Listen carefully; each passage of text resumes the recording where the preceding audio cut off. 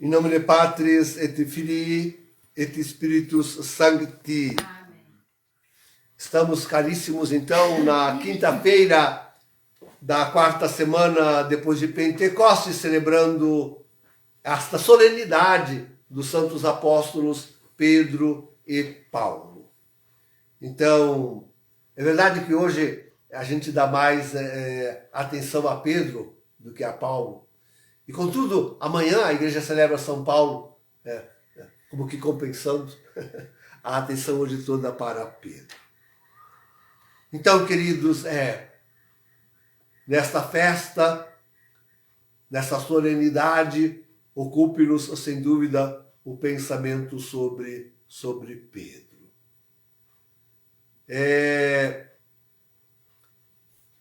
E aquilo que hoje nós vivemos nesta relação.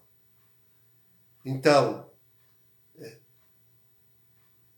quão duro, quão difícil é para nós confessar, conhecer.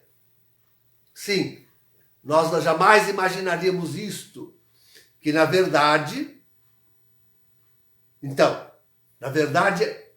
ao retorno de Jesus, estaremos sem Pedro. E olha, que quase sem hierarquia nenhuma na igreja. Porque bispo mesmo, que esteja entendendo e confessando aquilo que nós estamos vivendo, é coisa muito difícil, é raro. Tem algum, mas é muito difícil e raríssimo no mundo inteiro. Os padres é difícil. Eles chegam até ali, vão ao limiar, mas não têm coragem de confessar e de dar o passo final. E o passo final é este, queridos. Vamos ao retorno de Jesus sem Pedro. Sem Pedro. É certo que nós nos firmamos, e por isso somos a Igreja Católica, nós nos firmamos no ensinamento de Pedro e dos seus sucessores, isto é, ao magistério da Igreja, até a renúncia de Bento XVI. E para acabar logo com toda e qualquer controvérsia, eu digo logo, de fato, depois da renúncia de Bento XVI, não há magistério, não há mais magistério. Não há mais magistério. Embora Bento XVI tenha ainda sobrevivido praticamente 10 anos, não há magistério mais. Não há ensino magisterial mais nenhum. Então, sim, nós somos católicos e romanos por causa disto. Guardamos o magistério da igreja até a renúncia de Bento XVI. Isso tem que ficar bem claro e seguro. Agora, de fato, confessamos que Jorge Mário Bergoglio é um antipapa. Já o dissemos tantas vezes que não é o primeiro. Já tivemos mais de 38 antipapas antes de Bergoglio. Isso não é que seja uma coisa inédita na história da igreja. Não é mesmo. Também não é inédito na história da igreja um tempo relativamente largo sem sucessor petrino. Isso também não é algo inusitado, que nunca tenha acontecido. Não é que o Senhor tenha deixado a disciplina tal que a igreja devesse ter já previsto antes da morte do sucessor reinante o próximo. Entenderam? A igreja podia fazer assim, isto é, antes do eleger esse é Pedro. Pois então, já deixa o candidato que vai ser depois o eleito para suceder aquele. Pronto. E se esse primeiro que aquele, então já, de novo, elegesse o... Podia ser uma coisa assim, mas não é. Então, há sempre um intervalo de sede vacância, né, entre a sucessão de um e de outro. Isso não é nada inusitado, que às vezes isso possa se prolongar um pouco mais pelo tempo.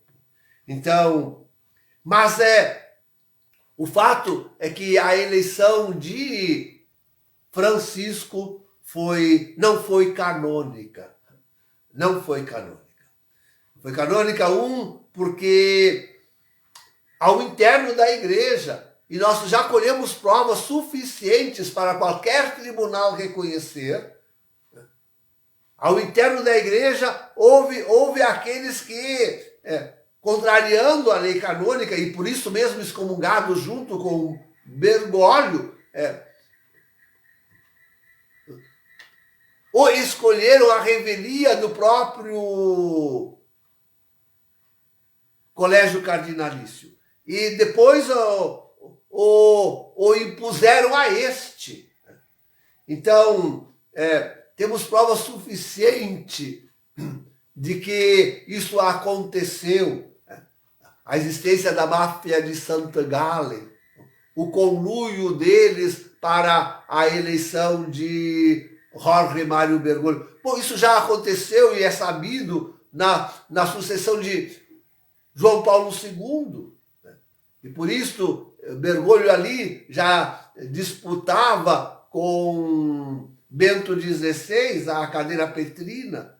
E só não ganhou porque a máfia de Santa Gallen, que já existia por aquela época, não era ainda o suficiente, não tinha suficiente experiência e não se articulou o suficiente para que isso acontecesse.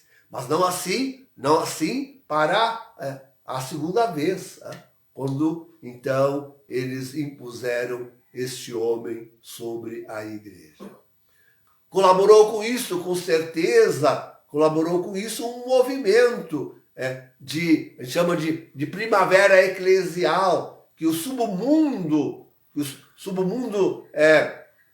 fora da igreja, um é um submundo dentro da igreja, que foram, dentro de modo de dizer, porque essa gente já são excomungadas desde antes. Mas uma é esse movimento desses cardeais, outra é o movimento dos governos, como se denunciou forte, ou do submundo dos governos, como se denunciou fortemente ter havido a conspiração contra o papado já no deep state norte-americano.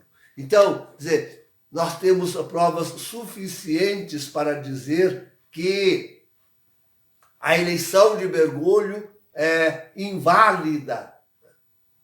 Ele é de fato um antipapa. Mas como tenho dito muitas vezes, tantos antipapas nós já tivemos antes, mas eles não odiavam a igreja, não odiavam a tradição da igreja, não queriam o mal da igreja. Queriam antes, tanto a igreja quanto o papado, porque Bergoglio odeia os dois, o papado e a igreja. E os antipapas anteriores a este, eles lutavam pela cadeira de Pedro por amor a ela, para preservá-la. Lutavam pela cadeira de Pedro para preservar a Santa Igreja Católica. Bem diverso é Francisco, que faz de tudo para enlamear a cadeira de Pedro, a sucessão petrina, que faz de tudo para destruir a Igreja Católica. Quer dizer, este homem odeia a Igreja Católica. Os outros a amavam e lutavam por ela. Este a odeia e quer destruir tanto o papado quanto a própria Santa Igreja. E por isso tanto a persegue de todos os modos possíveis, persegue e desmancha e desfaza a Igreja Católica. Então, ele é de fato usurpador do trono petrino e um destruidor da igreja. É isto que é Jorge Mário Bergoglio. Como é importante entender, reconhecer isto. Queridos, depois da igreja destruída, e só não é por completo, porque temos a promessa do Senhor de que as portas do inferno não prevaleceriam sobre ela.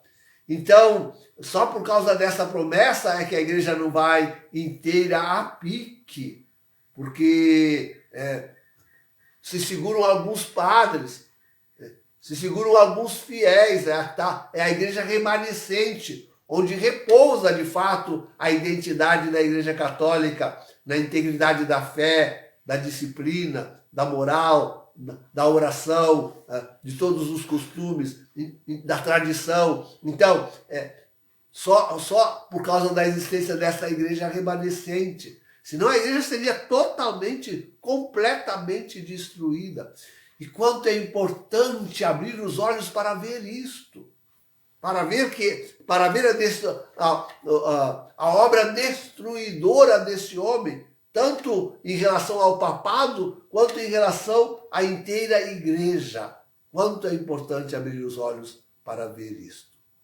Mas mais, Jorge Mário Bergoglio não é só um antipapa, destruidor do papado e da igreja, senão que ele perfaz perfeitamente a figura do falso profeta de Apocalipse 13, 11 e seguintes. Ele é de fato o falso profeta que compõe a tríade demoníaca que nos foi apresentada nos capítulos 12 e 13 do livro do Apocalipse.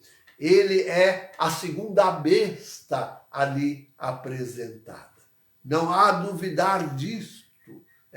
Tudo aquilo que esse homem faz, sempre apresento algumas provas de que ele é o falso profeta. Uma delas é o discurso, a loquela mundi, de que trata ali o livro do Apocalipse. Bergoglio tem o mesmo discurso do mundo, isto é, daquela elite do mundo que quer a extinção da humanidade, a destruição da igreja e a extinção da humanidade. A elite do mundo quer as duas coisas. A extinção da igreja católica, só essa interessa. A extinção da igreja católica e a extinção da humanidade. Então, essa é a loquela. Todo o discurso de Bergoglio é ali, par e passo com o discurso da elite mundial. E ele abriga, de fato, no seio do Vaticano, já abriga tantos e tantos e tantos destes líderes que estão lá dentro, nas congregações, nas secretarias e tudo aquilo que compõe o corpo do Vaticano. Então, a loquela mundi, isso é uma coisa forte que caracteriza o falso profeta. Caracteriza ainda o falso profeta, de fato, a colaboração com o anticristo, a sua apresentação e a criação da sua imagem. Essa, de fato, é uma tarefa, com certeza já se empenha Francisco nisto, mas se mostrará mais claramente depois que ele nos apresentaram o anticristo. E fizer todo o esforço para que o anticristo realmente esteja sobre todo o mundo. Mas tudo ele já faz, o Francisco, para isto. A promoção de um governo mundial, de uma moeda mundial, de uma economia mundial, de um salário único, de tudo aquilo que, de fato, compõe o programa do anticristo. Francisco já trabalha fortemente em tudo isto. Ele, de fato, é o falso profeta de que trata o livro do Apocalipse. Então, queridos, é preciso compreender bem isso. Olha, e digo mais, aqueles que esperam um outro Papa, um sucessor de Francisco que faça isso que ele já está fazendo, né? Acham eles que vem um pior ainda do que Francisco. Em primeiro lugar, digo-vos, a vós que assim pensais, olha, não pode ser, não, o falso profeta tem que ser dissimulador. Não pode ser uma destruição da igreja que se faça assim, num ano. A igreja tem uma estrutura muito forte. Vem aí um que simplesmente sai a pregar tudo diretamente contra a fé, contra a santa religião, a igreja já o teria rejeitado. Ele tem que vir com dissimulação, tem que vir devagarzinho. Por isso não foi num ano só.